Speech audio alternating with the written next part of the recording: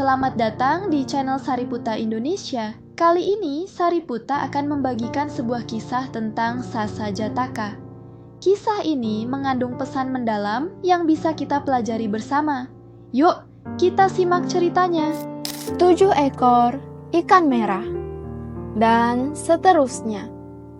Kisah ini diceritakan oleh sang guru ketika berdiam di Jetawana tentang pemberian derma yang mencakup semua.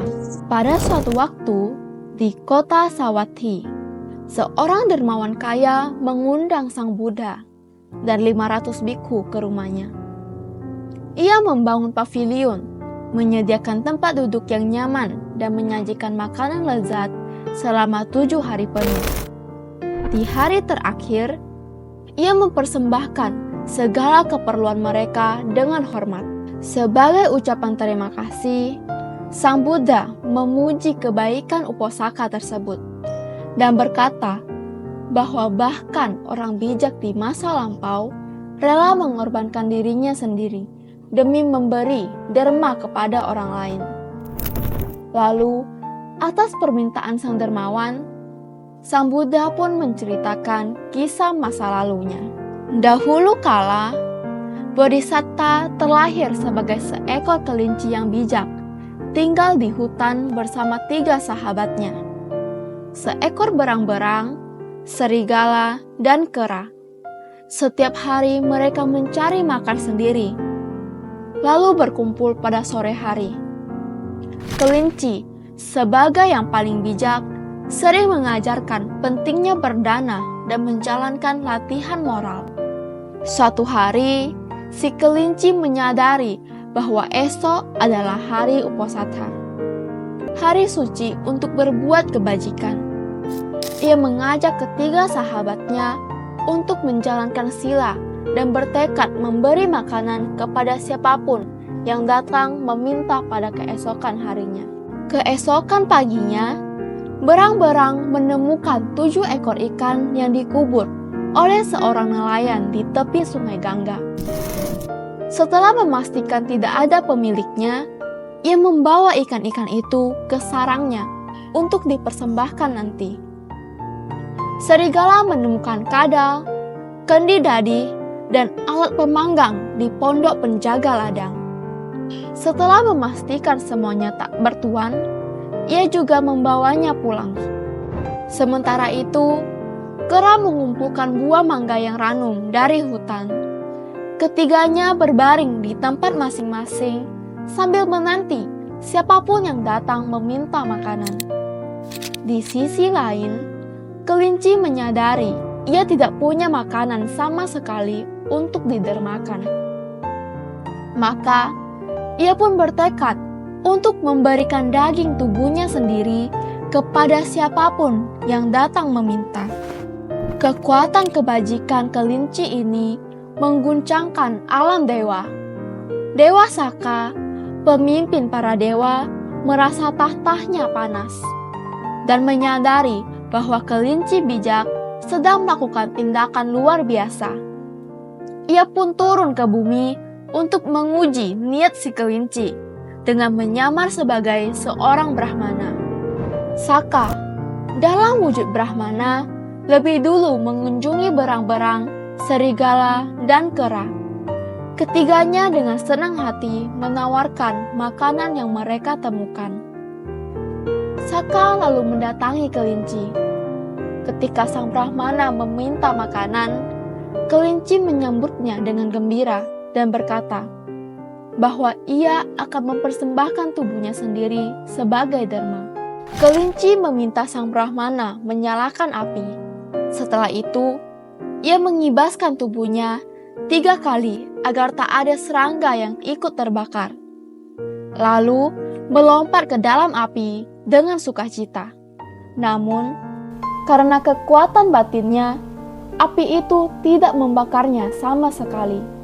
Saka pun menyatakan jati dirinya dan memuji kebajikan kelinci.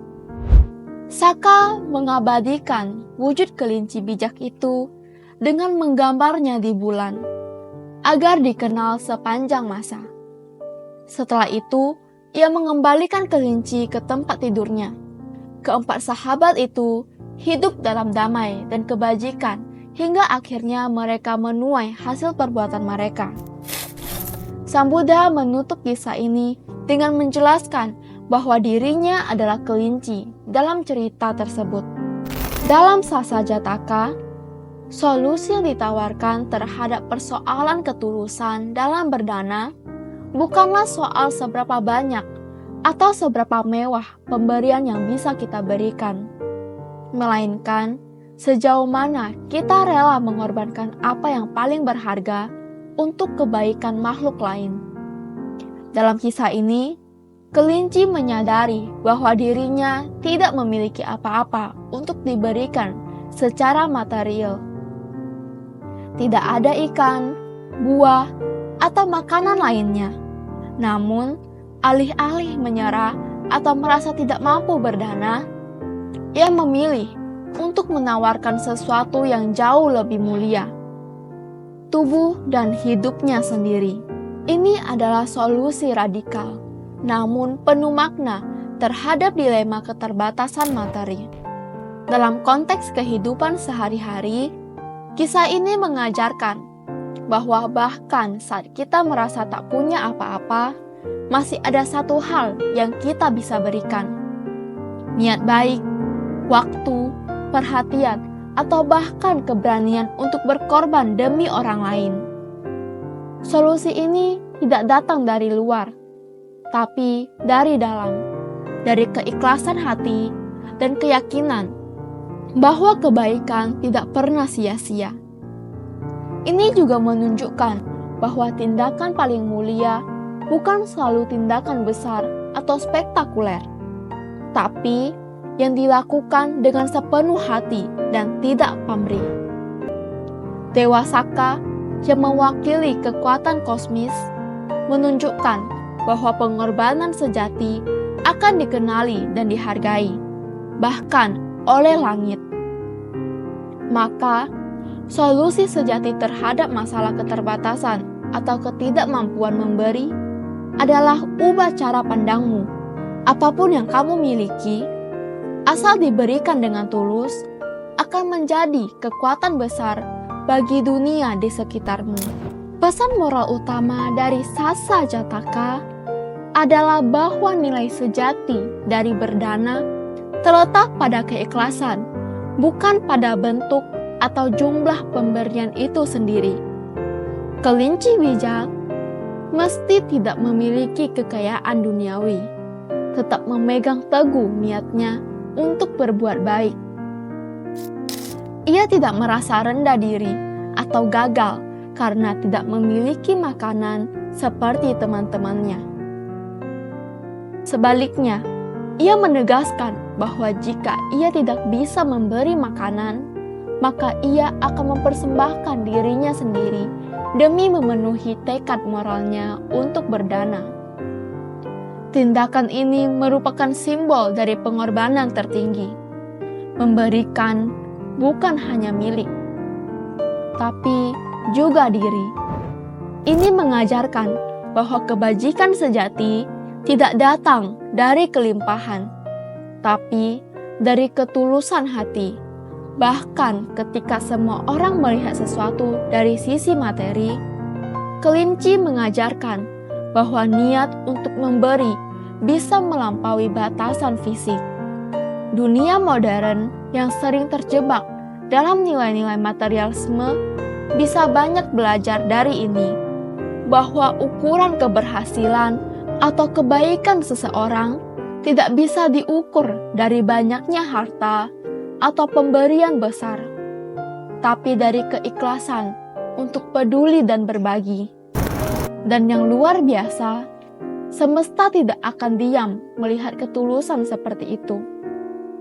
Melalui sosok Dewa Saka, cerita ini juga ingin menyampaikan bahwa kebaikan yang tulus akan selalu dikenang dan dihargai, bukan hanya oleh manusia, tapi bahkan oleh makhluk agung dan alam semesta. Jadi, pesan moral yang sangat jelas, berbuat baiklah bukan karena ingin dilihat atau dihargai, tapi karena itu memang benar dan pantas dilakukan. Sasa Jataka menyimpulkan bahwa tindakan kebaikan yang dilandasi oleh keikhlasan dan tanpa pamrih memiliki kekuatan abadi yang melampaui kehidupan itu sendiri. Kelinci yang mengorbankan dirinya bukan hanya menjadi teladan moral bagi sahabat-sahabatnya, tetapi bahkan diabadikan di langit oleh Dewa Saka dalam bentuk gambar di bulan. Sebuah penghormatan universal yang masih bisa kita lihat hingga kini. Ini adalah simbol dari bagaimana perbuatan baik tidak pernah hilang. Bahkan ketika dunia bergerak, waktu berlalu, dan generasi berganti, nilai kebaikan tetap akan hidup dan dikenang. Cerita ini juga menunjukkan bahwa kebajikan tidak mengenal kasta, bentuk, atau spesies. Seekor kelinci bisa menunjukkan kemuliaan yang melebihi makhluk manapun. Karena yang penting bukanlah siapa atau apa kita, tapi apa yang kita pilih untuk lakukan ketika kita memiliki kesempatan untuk memberi. Dalam kehidupan sehari-hari, kita semua menghadapi pilihan. Apakah akan menjadi seperti kelinci yang memberikan segalanya dengan gembira, atau hanya memberi jika itu nyaman dan menguntungkan? Kisah ini mendorong kita untuk merenungkan kembali tujuan kita dalam memberi. Apakah itu demi reputasi, penghargaan, atau karena cinta kasih sejati? Kesimpulannya, Sasa Jataka bukan hanya kisah masa lalu, tapi juga cermin moral yang relevan untuk masa kini dan masa depan. Kebaikan hati, jika dilandasi oleh pengorbanan dan keikhlasan, akan menjadi warisan paling berharga yang tak akan pernah paham, bahkan saat tubuh kita sudah tiada.